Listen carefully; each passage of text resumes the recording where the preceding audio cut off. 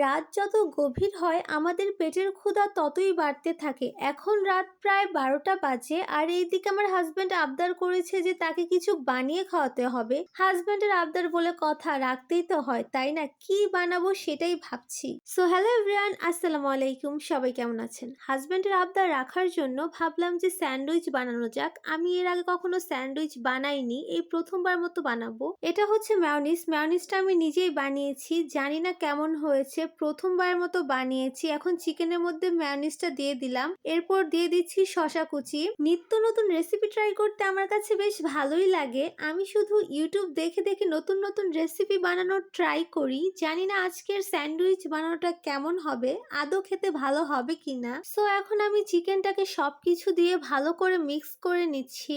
এরপর আমি এক পিস পাউরুটি নিয়ে নিলাম। আমি পাউরুটির সাইডের অংশটুকু কেটে ফেলে দিয়েছি, আপনারা চাইলে কাটতেও পারেন আবার নাও কাটতে পারেন। এরপর ভিতরে আমি চিকেনটা দিয়ে দিচ্ছি, আমি চিকেনটা একটু বেশি করে দিচ্ছি।